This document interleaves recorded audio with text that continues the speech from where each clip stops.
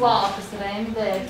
Un tad, lai mums būtu mājīgāk, iedegsim sveķis. Un es, jo uguns ir dzīvības siltuma un mājīguma simbols.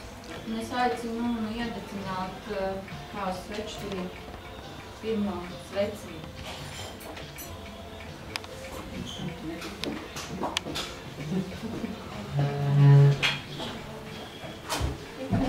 Šo svecību iededzinās mums abām meitām, jo nav dzīve rožaina un maize nav jums salda.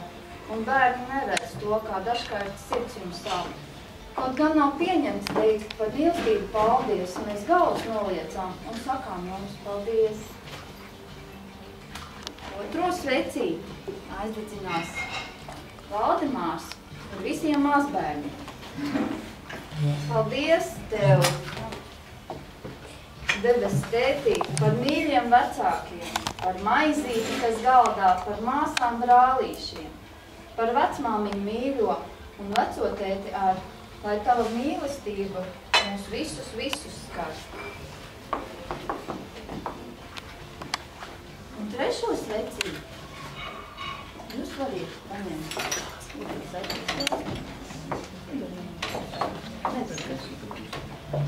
Aizdedzināsiet no vienas svecītes, trešo aizdedzināsiet jūs, jo dedziet savu mīlestības zelta sveci un lūdziet svētību savai turpmākai dzīvei, savam ģimenes pavārtām.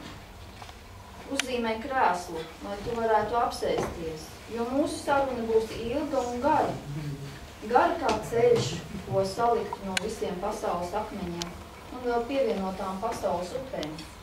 Uzzīmē arī otru krēslu un padod to lūdzu man. Vēlos tev pievienoties, kad būsi ticis līdz kāpām. Tikmēr pasēdēšu. Un tomēr tev vēl nevajag steigties. Mēs mazliet vēl parunāsim par to, cik tālu mēs vēl iesim.